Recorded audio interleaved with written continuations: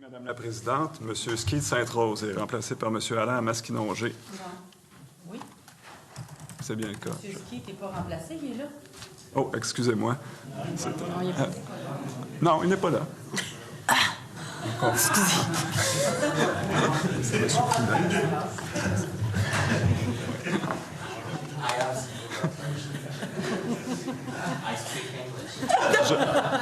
Je vais poursuivre. M. Birnbaum Darcy McGee est remplacé par M. Déragi Nelligan. Mme Dorion-Tachereau est remplacée par M. Fontessia Laurier-Dorion et M. Lebert-Rimouski est remplacé par Mme Perry-Melançon-Gaspé.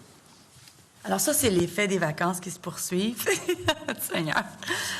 Merci, Monsieur le secrétaire. Alors, ce matin, nous entendrons les organismes suivants, l'Association du barreau canadien, l'Association Restauration Québec.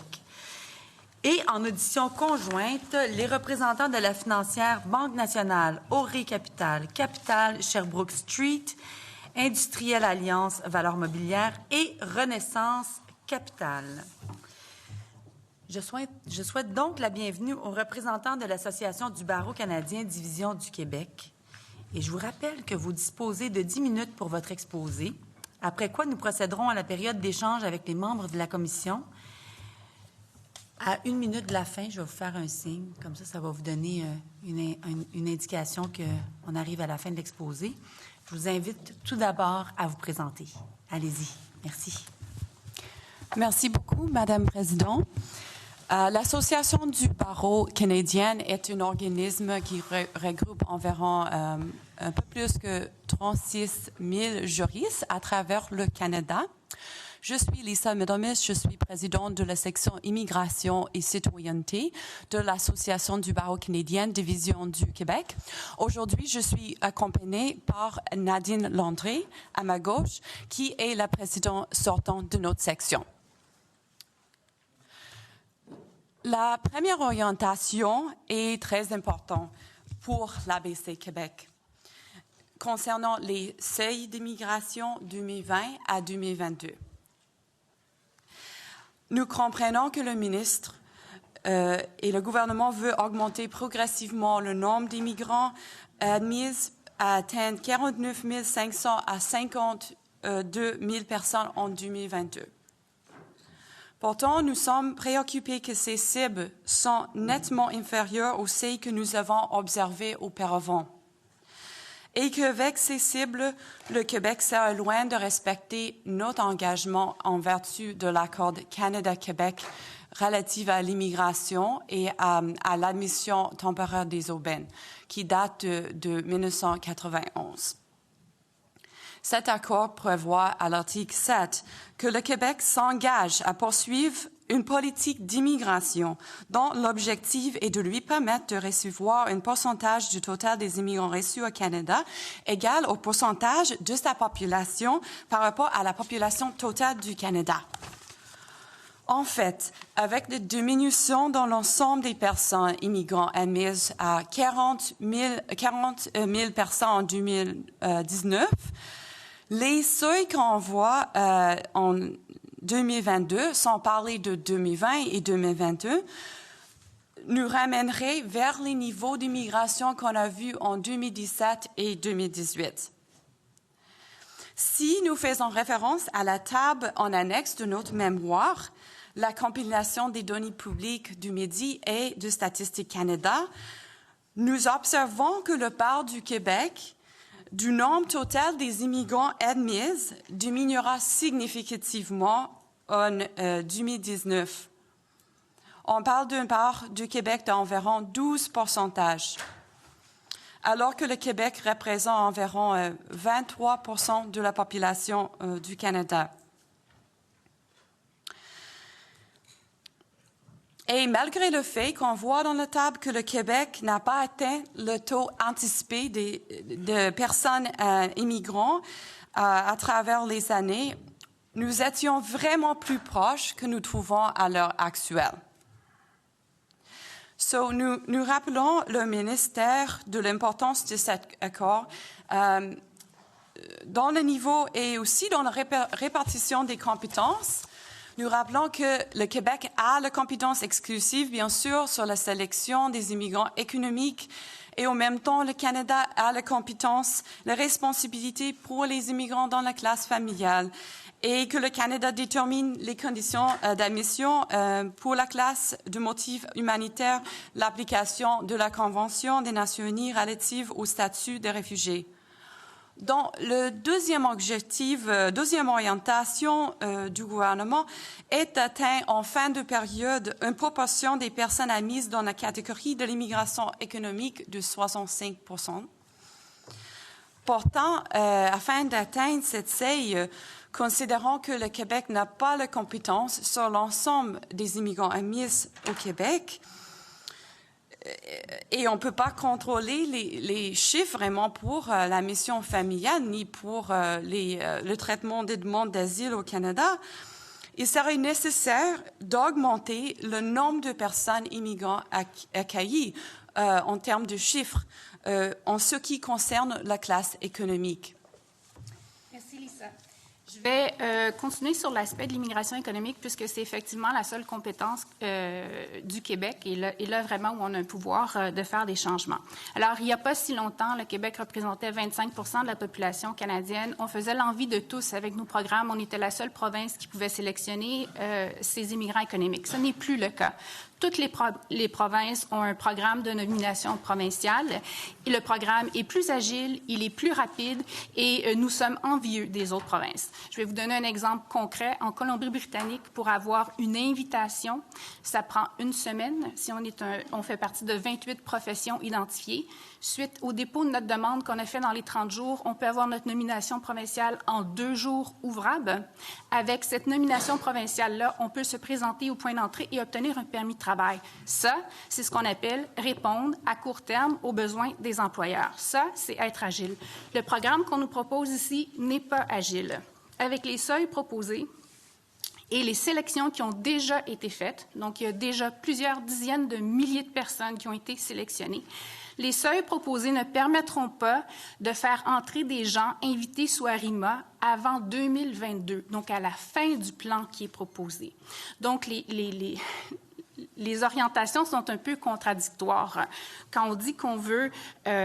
ARIMA va être le Tinder de l'immigration pour faire un match entre les employeurs et les candidats.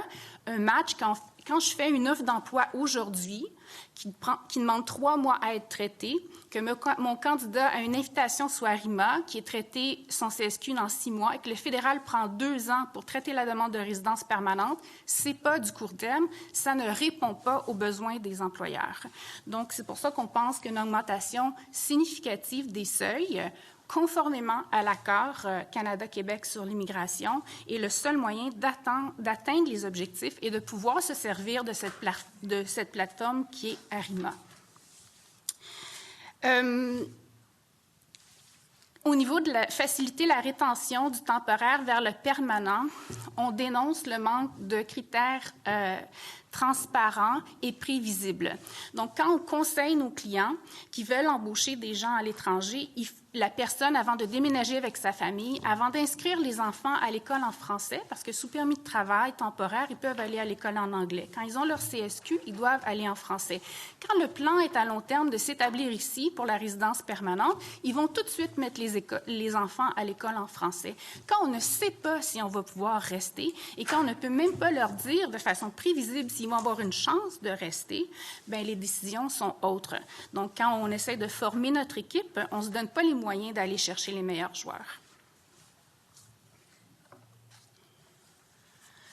En fait, nous considérons que le Québec est à risque de perdre le talent à cause de ce manque de critères clairs et définis pour encadrer la transition vers la résidence permanente, tant que pour les candidats à l'immigration que pour les employeurs au Québec, qui veulent non seulement attirer le talent, mais le retenir au Québec. Et franchement, les membres de notre section en immigration et citoyenneté de l'Association du barreau du Québec trouvent qu'il est plus en plus difficile de fournir un conseil juridique à nos clients à cause d'un manque de transparence et imprévisibilité dans nos programmes d'immigration au Québec.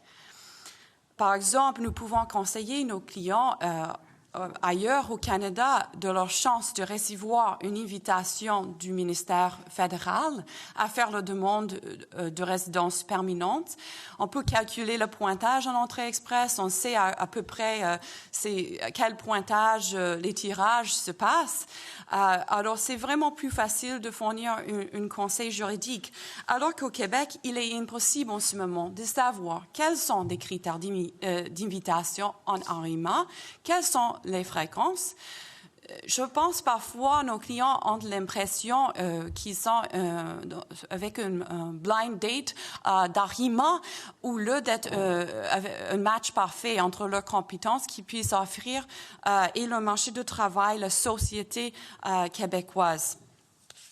Et pour vraiment faire une meilleure image aussi entre les besoins du Québec et les talents qu'on a accueillis, le Midi doit travailler étroitement avec nos partenaires, les partenaires fédéraux à l'Immigration Canada pour s'assurer aussi un traitement plus rapide une fois que les personnes sélectionnées du Québec, puisqu'on voit un délai d'environ 22 mois en ce moment pour les demandes de résidents permanents d'être traités par Immigration Canada une fois qu'ils sont déjà sélectionnés. Une quinzaine de secondes. Merci. Merci. Ça va, ça conclut votre exposé. Merci beaucoup. Nous allons maintenant débuter la période d'échange. Monsieur le ministre, la parole est à vous pour un bloc d'échange de 16 minutes 30. Merci, Madame la Présidente. Bonjour, Maître Middlemiss. Maître Landry, merci pour votre présence ici en commission parlementaire. J'aimerais que vous me rappeliez comment ça fonctionne l'Association du barreau canadien au niveau de l'association. Bon, c'est des avocats, c'est des juristes, c'est des étudiants en droit qui sont membres. Les étudiants en droit sont membres d'office de l'Association du barreau canadien. Le membership est gratuit. Mais comment ça fonctionne, les prises de position de l'Association du barreau canadien, section Québec? C'est quoi le processus décisionnel pour amener un mémoire à l'Assemblée nationale? Si je peux me permettre, merci. On a un conseil d'administration qui approuve nos démarches. Alors, notre section, notre exécutive en immigration et citoyenneté, on a rédigé une mémoire. Ça a été partagé avec notre conseil d'administration, qui est également des juristes, afin d'assurer que toute la position est conforme à la position de l'ABC au Québec et à large. Et ça comprend, la plupart de nos membres sont des avocats, mais il y a aussi des notaires, des professeurs en droit, également des étudiants en droit. C'est ça, donc, c'est des juristes. Et sur le comité immigration de l'Association du barreau canadien section Québec, il y a combien d'avocats qui font du droit de l'immigration, qui ont des intérêts avec des clients qui représentent? Je sais, j'ai pas les chiffres en face de moi. Je sais que... Il y a 10 membres de l'exécutif qui représentent toutes les sections, c'est-à-dire que c'est ça, selon les spécificités. Donc, on a des gens qui représentent le milieu scolaire, des gens qui représentent l'immigration économique, des gens qui représentent les individus, des gens qui représentent les demandeurs d'asile et les réfugiés. Donc, et tout ça est soumis à l'ABC Québec général, où là, on a des juristes plus larges au niveau constitutionnel, administratif, qui vont réviser les positions. Mais ce que je veux dire sur le conseil d'administration, en fait, sur le comité, ce sont des juristes qui ont une pratique généralement en droit de l'immigration avec différents volets. Le conseil d'administration qui approuve les positions. Sur le comité d'immigration. Par la suite, votre conseil d'administration. Vous dites, bon, au niveau des seuils, vous dites, écoutez, dans l'accord Canada-Québec, il y a certains seuils. Ce que dit l'accord Canada-Québec, c'est qu'on peut aller jusqu'à un pourcentage de notre population, plus 5 on n'est pas lié à cette obligation-là dans le cadre de l'accord Canada-Québec. Êtes-vous d'accord avec moi? Non, je suis d'accord qu'on n'est pas liés, mais c'est selon l'esprit de l'accord. Je pense que le Québec va accueillir un pourcentage de nombre de personnes admises égal à notre population. Quand l'accord a été conclu en 1991, je pense que c'était l'esprit que les deux parties ont eu. Et je pense que cet esprit continue jusqu'à aujourd'hui. Au-delà de ça, si je peux me permettre d'ajouter, l'esprit de l'accord, à notre avis, c'est que le Québec garde sa place à l'intérieur du Canada en sélectionnant ses immigrants, en privilégiant l'immigration francophone. Ce qui arrive présentement, c'est que c'est plus facile pour l'immigration francophone de s'installer hors Québec. C'est plus facile d'avoir un permis de travail. Quelqu'un qui parle français avec une offre d'emploi peut se présenter à la frontière s'il n'a pas besoin de visa obtenir un permis de travail. Ce n'est pas le cas au Québec. Il y a des programmes spécifiques, on donne des points additionnels hors Québec pour les gens qui parlent le français. Donc, on veut les attirer et on le fait plus rapidement. Donc, quand nous, on ferme les portes, on diminue les seuils et en plus, c'est plus facile pour les francophones de s'installer hors Québec, bien, on perd notre place. Je veux dire, l'effet ne peut pas être autre que le Québec va perdre sa place. Est-ce que vous pensez que le rôle du gouvernement du Québec, c'est de mieux intégrer les personnes migrantes? Parmi vos clients, là, quand vous regardez ça, là, quand les taux de chômage des personnes migrantes depuis moins de 5 ans sont plus du double, quand les taux de surqualification sont de 59 pour les immigrants de moins de 5 ans, est-ce que vous considérez que le gouvernement du Québec a fait son travail au niveau de l'intégration? Parce que vous dites que c'est plus facile pour des francophones d'aller dans d'autres provinces canadiennes, alors qu'avec les seuils qu'on avait auparavant, avec le Parti libéral, on serait dans une situation où les gens n'étaient pas accompagnés. Est-ce que vous pensez que c'est mieux d'hausser les seuils puis de ne pas avoir d'accompagnement comme c'était le cas sous les libéraux? Ou c'est préférable d'avoir un parcours d'accompagnement personnalisé? Non, on est d'accord avec une certaine forme d'accompagnement. Ceci dit, les statistiques que vous citez sur l'immigration dans les 5 dernières années, il y a eu énormément de changements dans les programmes qui ont été faits et ces personnes-là n'ont pas encore été admises, donc ne font pas partie des statistiques. Donc, on est confiant que le PEC, par exemple, qui a permis de sélectionner plus de 10 000 personnes dans les dernières années qui ne sont pas admises au Québec encore, qui ne font pas partie de ces statistiques-là, vont améliorer les données. Définitivement. Les gens qui sont sur le PEC sélectionnés, vous faites référence aux gens qui sont dans l'inventaire fédéral. Oui, pas partie des statistiques de sans-emploi. Mais ça, c'est une autre réalité. Au niveau de l'inventaire fédéral, il y a une accumulation de dossiers au cours des années. Les cibles, on a sélectionné plus de personnes que la capacité d'accueil du Québec au niveau des cibles d'admission annuellement. Ça, vous êtes d'accord avec ça? Oui, et avec les cibles d'admission diminuées, on peut juste anticiper que les délais pour nos clients de devenir résidents permanents au Québec vont continuer à augmenter. Alors, à l'ABC Québec, on trouve qu'il y a une inéquité dans notre province quand on compare avec les clients dans d'autres provinces. Alors, nous aimerions qu'on puisse accélérer le traitement de demande de CSQ, bien sûr, et également le traitement en conjointement avec les partenaires au fédéral. Mais quand vous présentez votre mémoire, vous dites nos clients. La perception, c'est par rapport à nos clients. Mais nous, on prend ça de l'autre côté. On prend ça que l'immigration, c'est important pour l'ensemble de la société québécoise. Puis comme société, on a le devoir de bien accueillir, de bien intégrer les personnes migrantes. Je comprends que vous me parlez des délais de vos clients, mais lorsqu'on choisit les cibles en matière d'immigration pour une société, surtout la société québécoise, qui est une société distincte en Amérique du Nord, qui a une responsabilité pour le gouvernement du Québec de s'assurer que les personnes apprennent le français, qui puissent l'exercer, qui puissent travailler avec la langue d'usage au Québec, soit le français, bien, c'est pas uniquement basé sur l'intérêt de vos clients. Il faut faire en sorte de développer au Québec un système d'immigration, mais surtout d'intégration qui donne les ressources aux personnes immigrantes pour faire en sorte qu'elles puissent bien intégrer le marché du travail, qu'elles puissent apprendre le français aussi. Alors, je comprends ce que vous me dites sur le fait que vous souhaiteriez, en fonction des intérêts de vos clients, d'aller dans un certain sens, mais le gouvernement du Québec doit prendre en considération l'ensemble des, je vous dirais, des variables associées à l'immigration. Je pense que c'est dans l'intérêt de personne de retarder la résidence permanente des gens qui sont déjà ici et déjà intégrés, déjà sélectionnés. Le portrait a changé dans les dernières années. Le pourcentage de gens qui sont déjà ici, intégrés en emploi, est différent qu'il ne l'était il y a quelques années, alors qu'on faisait surtout entrer des gens directement de l'extérieur. Je vous remercie pour votre présentation. Je sais que j'ai des collègues qui veulent poser des questions.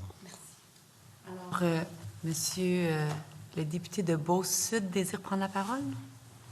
Merci beaucoup, Madame la Présidente. Très La parole content de est à vous. vous retrouver. Content de retrouver mes collègues également du gouvernement. Monsieur le ministre, c'est un plaisir. Vous paraissez en grande forme.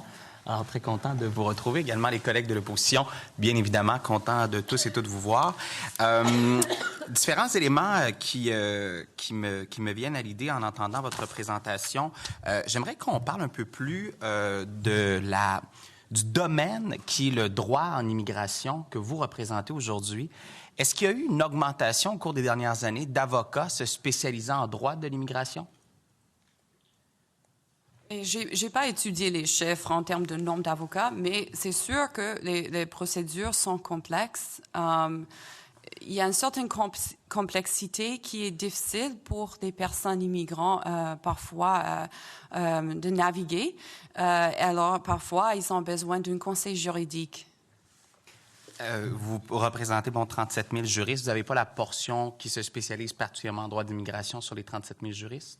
Non, ce qu'on peut affirmer, c'est que l'immigration est un domaine en développement, alors que le domaine juridique, en général, est un marché assez stable. Il y a de plus en plus de demandes à cause de la pénurie de main-d'œuvre, à cause qu'on se tourne comme société au Canada en général, parce que le 36 000, c'est au Canada partout. On se tourne de plus en plus vers l'immigration, donc ça crée un besoin. Bien, effectivement, et c'est là où je voulais vous amener que s'il y a une éventuelle augmentation d'avocats qui pratiquent davantage dans le domaine de l'immigration, c'est certainement parce qu'il y a des défis assez importants que vous nous avez exposés, que vous venez d'élaborer, et qu'il y a des défis qui ne datent pas d'hier non plus, depuis les 15 dernières années, bien évidemment. Et justement, quels sont très concrètement des dossiers, vous m'avez parlé de complexité, là, qui sont le plus récurrents auprès des avocats en droit de l'immigration, même au niveau fédéral, je suis intéressé à vous entendre à ce niveau-là, et qui dure depuis fort longtemps, là. Mais je pense qu'on peut dire qu'en termes d'immigration économique, la plupart des clients de nos membres sont déjà ici au Québec. Ils sont déjà intégrés. Ils sont ici sur un permis de travail. Ils sont intégrés à combler les besoins de main-d'œuvre. Ou parfois des étudiants internationaux qui étaient attirés, courtoyés même par le Québec à venir ici. Alors, c'est sûr que beaucoup de monde est déjà très... le niveau de langue en français est très bien.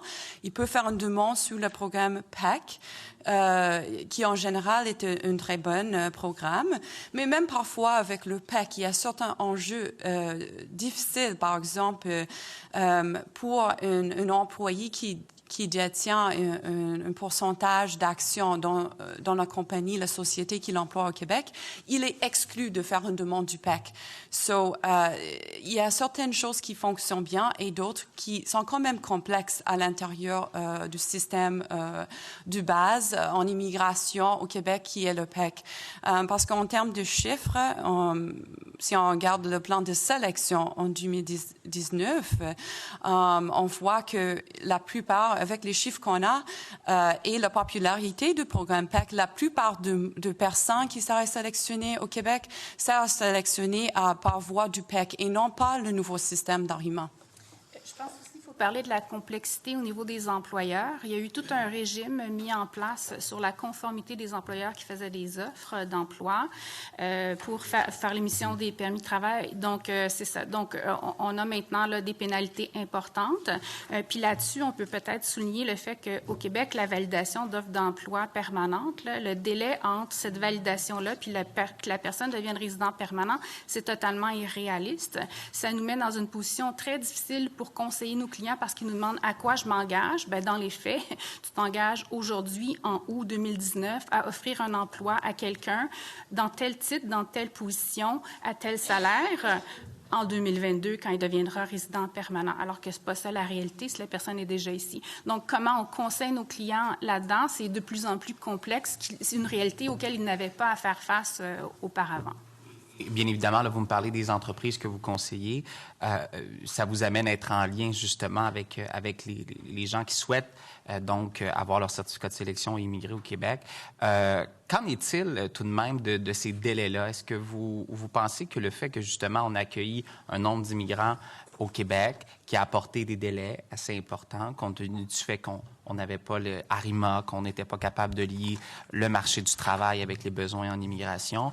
Est-ce que vous ressentez, ou peut-être auprès de vos clients, un certain découragement dans les dernières années à se tourner vers l'immigration et que ARIMA et l'adoption de la loi que nous venons de faire n'amènent pas un certain espoir auprès des employeurs et même des immigrants? Moi, depuis que j'ai voté pour cette loi-là, avec les membres de mon gouvernement, les gens dans mon comté sont très contents et voient qu'on s'en va dans la très bonne direction. Alors, vous ne le ressentez pas, vous, chez vos clients, chez vos entreprises, chez vos gens que vous représentez, cette nouvelle façon de faire comme étant extrêmement positive? Bien, je pense que l'ARIMA a causé beaucoup de confusion auprès des individus et les employeurs au Québec parce que ça ajoute un autre niveau. Maintenant, il faut être invité du ministre.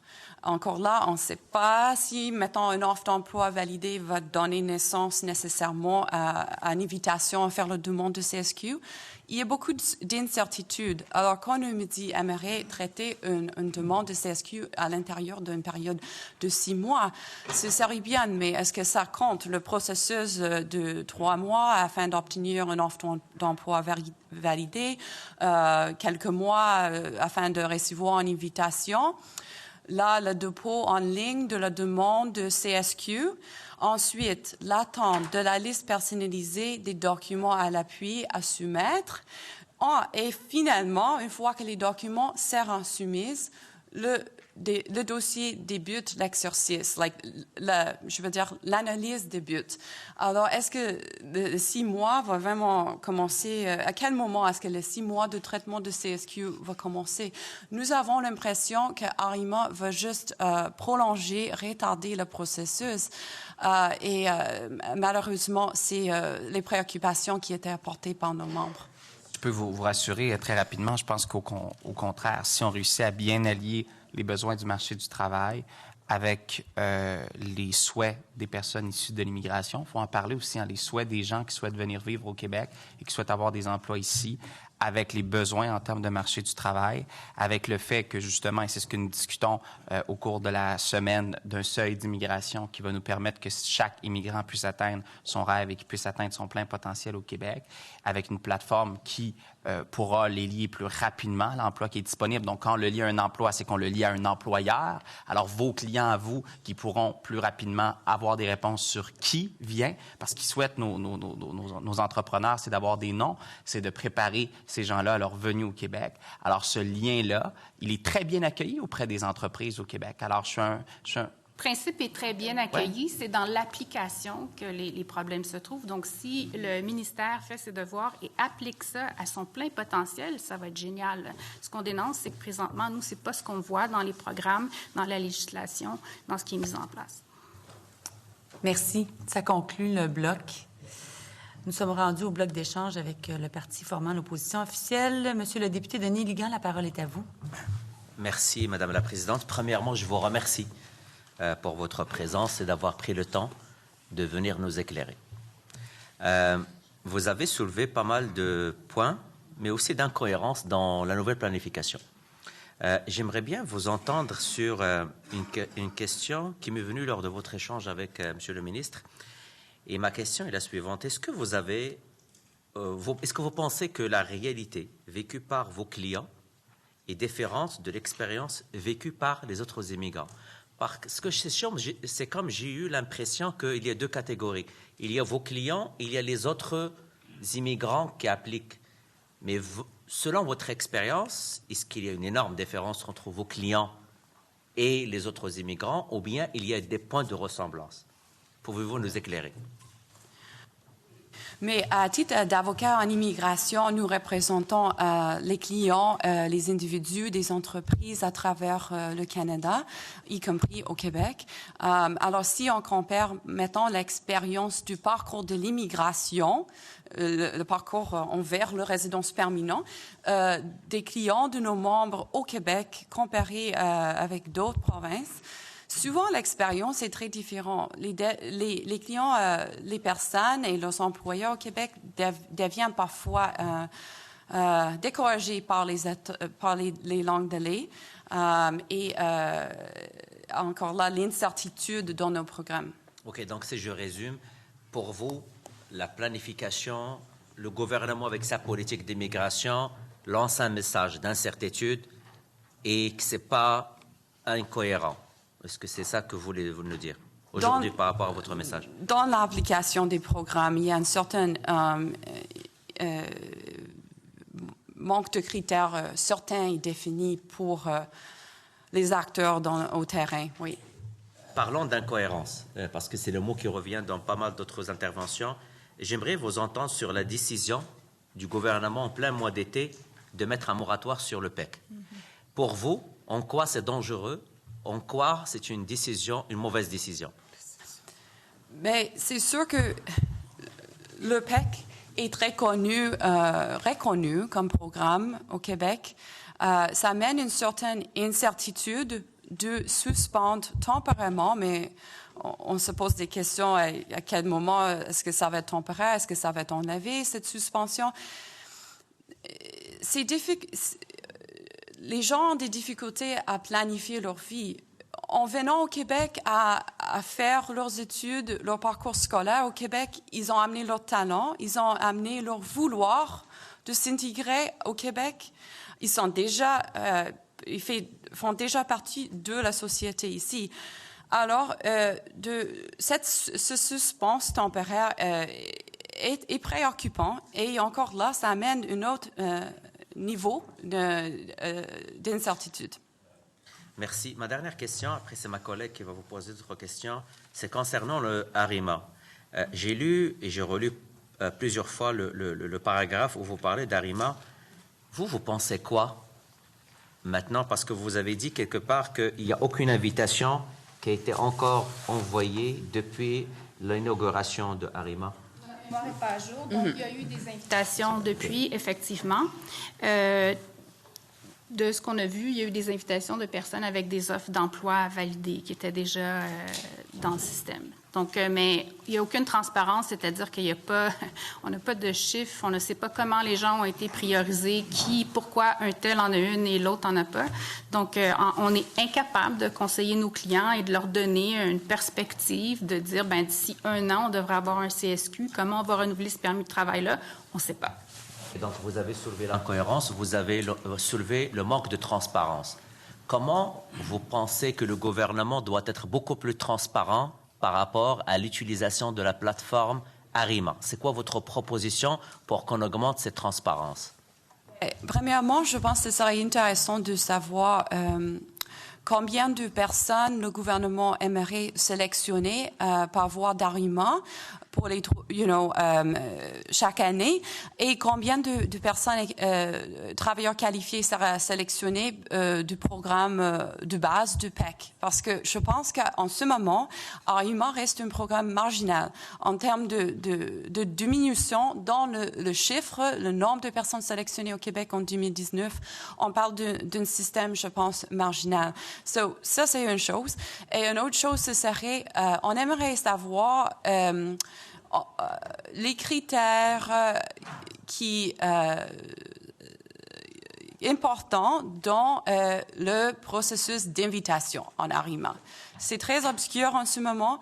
Au fédéral, il y a un système de pointage. En Colombie-Britannique également, il y a un système de pointage où un peu comme donner une idée à quelqu'un s'il serait éligible ou non à faire une demande de résidence permanente. Alors, ce serait vraiment utile d'avoir quelque chose un peu plus concret au niveau du processus d'invitation. Qu'est-ce que ça prend? Je vais laisser la parole à ma collègue. Oui, Madame la députée de Bourassa-Sauvé, la parole est à vous. Bonjour, mesdames. Je vous écoute et puis je trouve ça inquiétant. En fait, vous dites que 12 ça fait en sorte que le Québec est en train de perdre sa place au sein du Canada. Et si on continue comme ça, bien évidemment, c'est pas à notre avantage. Vous dites aussi que Arima, tel qu'amené par le présent gouvernement, fait en sorte que ça ne sera pas nécessairement plus efficace. Vous dites le Québec est à risque de perdre des talents. Pourriez-vous élaborer là-dessus? Je vais parler de la rétention. Donc, pour pouvoir garder des talents, je vais donner un exemple concret. Là, à Montréal, on mise beaucoup sur l'intelligence artificielle. Pour faire venir ces gens-là, il faut être capable de leur donner une planification à long terme, ce qu'on n'est pas capable de faire présentement parce qu'on revient à l'obscurité des critères d'invitation sous ARIMA. On ne peut pas prévoir combien de temps ça va prendre à quelqu'un pour qu'il atteigne le niveau de français. Donc, même si les gens s'y mettent, il y en a qui y arrivent en 1 an, puis il y en a qui n'y arrivent pas après 4 ans. C'est pas par manque d'efforts, certains ont plus de talent. Donc, quand on parle rétention de talent, ces gens-là peuvent devenir résidents permanents au Canada en moins de 6 mois. Donc, s'ils se font offrir quelque chose à Vancouver, s'ils se font offrir quelque chose à Toronto, avec une stabilité, avec une certitude, on les perd. C'est ça, la réalité. C'est ça, donc on perd notre... On perd notre place, on perd les meilleurs joueurs, on perd... Et dites-moi, alors, puis vous disiez aussi, c'est intéressant, en abaissant les seuils, finalement, les arriérés qu'on a, il y a des attentes avant d'avoir une résidence permanente, on le sait, on en a parlé. Mais là, si on baisse les seuils à 40 000, ça devient pire que jamais. C'est bien ça? Pouvez-vous encore une fois élaborer là-dessus? L'inventaire en ce moment est considérable, c'est sûr, au niveau fédéral, l'Immigration Canada et en termes de nombre de personnes sélectionnées par le Québec qui est en traitement fédéral. Maintenant, avec des niveaux moins élevés de 40 000 personnes admises en 2019, on risque de voir ces dossiers même plus retardés. Et un délai de 22 mois en ce moment n'est pas très équitable par rapport à d'autres personnes qui sont destinées à d'autres provinces. On veut rester concurrent comparé à d'autres provinces. Oui, parce que là, en ce moment, c'est 2 ans, mais ça pourrait être encore plus. Vu que c'est 40 000, on vous prévoyait peut-être même 6 ans. Avant tout ça, là, en février de cette année, les délais de traitement étaient de 18 mois. On est au mois d'août, on est 6 mois plus tard, ils sont à 22 mois. Okay. Donc, donc, ça ne va pas s'améliorer? Ça ne va pas s'améliorer, à moins qu'il y ait un changement quelque part. OK. Bon. Relativement à l'immigration humanitaire, tout ce qui est engagement humanitaire du Québec, là aussi... il semble qu'on change un peu, qu'on réoriente le tir. Mais est-ce que c'est réaliste? Par exemple, les demandeurs d'asile, on ne peut pas, comme vous le disiez tout à l'heure, il n'y a pas de contrôle que le Québec peut avoir là-dessus. Est-ce que je me trompe? C'est ça. C'est une responsabilité fédérale en ce qui concerne le traitement des demandes d'asile faites au Canada.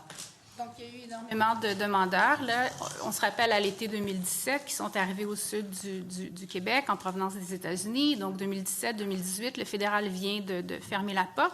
Donc, tous ces gens-là leur demande d'asile va être traitée. Après ça, ils vont faire leur demande de résidence permanente. On comprend mal comment on peut prévoir que les chiffres vont baisser. Oui. Donc, parce qu'il y a ces gens-là qui demandent l'asile, puis ensuite, les dossiers sont traités par la Commission de l'immigration, puis eux décident, puis le Québec n'a aucune prise là-dessus. Fédéral. Pardon? Et en contrepartie, il y a aussi tous ces réfugiés-là qu'on choisit et qu'on amène chez nous. Donc, est-ce que je me trompe, mais c'est finalement, si on décide de geler les seuils des gens, des réfugiés qu'on veut faire venir chez nous, c'est ces gens-là qui vont être pénalisés. On va avoir moins de ces gens-là. Notre engagement humanitaire va être moindre.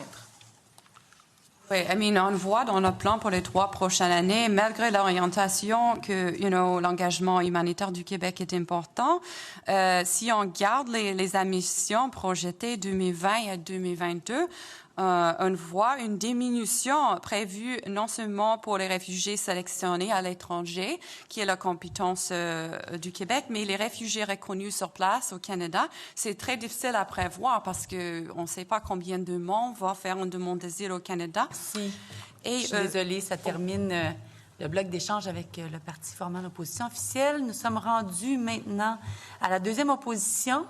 Monsieur le député de Laurier-Dorion, vous avez un bloc de 2 minutes 45. La parole est à vous. Merci. Bonjour, madame. Très simplement, est-ce que vous pensez que les seuils proposés en ce moment respectent l'accord Canada-Québec? C'est un record de biche. Je ne pense pas que les CEI en ce moment respectent l'esprit de l'accord. Et l'accord, de ma compréhension de l'accord, c'est un instrument quasi-constitutionnel. Là, pourrait amener à différentes parties, soit le gouvernement fédéral, le gouvernement du Québec, à reconsidérer cet accord-là. Est-ce que vous pouvez répéter vos questions? Est-ce que cette situation pourrait amener à une des parties à vouloir reconsidérer l'accord Canada-Québec? Est-ce que ça donne une raison pour... Certaines orientations du gouvernement nécessitent une négociation avec le fédéral. Disons que ça, à notre avis, ça ne nous place pas dans une super position pour négocier. Mais et vu le place important dans le plan juridique constitutionnel, je pense que ce serait d'ouvrir l'accord, ce serait vraiment une affaire significative pour les deux parties. Et dites-moi, vous avez mentionné quelques éléments qui rendent plus difficile l'immigration au Québec par rapport à d'autres provinces. Concernant la réunification familiale, il y a une baisse des cibles qui est prévue. Est-ce que cela peut aussi diminuer l'attrait du Québec là, par rapport à un certain type d'immigration qui voudrait amener des parents, etc.? Mais c'est sûr que la réunification familiale est importante pour des gens qui souhaitent voir leur famille accueillie bras ouverts dans n'importe quelle province. Et, je pense que certains clients posent des questions. Si les CEI sont prévus d'être moins élevés, est-ce que leur demande d'engagement sur la classe familiale au Québec va être traitée plus longue? Est-ce que le traitement va être plus long au fédéral aussi, vu ces cibles d'admission moins élevées? C'est préoccupant, mais en même temps, l'accord prévoit que le Québec n'a pas la compétence sur réunification familiale. Alors, c'est un enjeu particulier. Ceci met fin au bloc avec la deuxième opposition. Maintenant, on est rendu à la troisième opposition. Madame la députée de Gaspé, la parole est à vous. Merci. Bonjour, mesdames. Vous disiez, je crois que c'est dans la recommandation, le point 7, que vous êtes en opposition contre toute condition, y compris favoriser l'intégration linguistique quand il s'agit de la résidence permanente. Donc, je voulais savoir simplement pour vous, parce que vous parliez qu'on a des gens compétents qu'après 4-6 ans, parce qu'ils n'ont pas cette compétence-là linguistique, on les perd. Mais c'est quoi ce serait quoi la solution pour améliorer la francisation et tout? Et pourquoi vous êtes en désaccord à ce qu'il y ait des conditions imposées? Parce que on est des juristes, donc on est pour la charte qui prévoit la mobilité à travers le Canada. Puis quand vous dites qu'un candidat n'apprend pas dans les 4 à 6 ans, il est souvent intégré en emploi. Oui. C'était votre propos. Les enfants sont francisés. Les enfants, avec la loi 101, vont à l'école en français. Donc, à long terme, ce sera une famille intégrée. On salue, par contre, l'initiative du gouvernement d'ouvrir les cours de français aux résidents temporaires, ce qui n'était pas le cas avant. Donc, ça, on pense que ça va effectivement grandement aider. Puis, pour maximiser, par exemple, la régionalisation, vous en avez parlé un peu pour qu'on puisse avoir des immigrants partout au Québec. Selon vous, de quelle manière est-ce qu'on pourrait améliorer la grille de sélection? Vous êtes en faveur d'avoir plus de jeunes sans affecter, sans que ça ait un impact pour les résidents les plus âgés avec des compétences et tout. Donc, qu'est-ce qui serait amélioré dans la grille de sélection, selon vous? On peut se positionner là-dessus. On n'a pas discuté de ça avec nos membres. OK, merci. C'est tout. Alors, ceci met fin à votre exposé au bloc d'échange. Merci beaucoup pour votre contribution. Je suspends temporairement la commission pour permettre au prochain groupe de prendre place.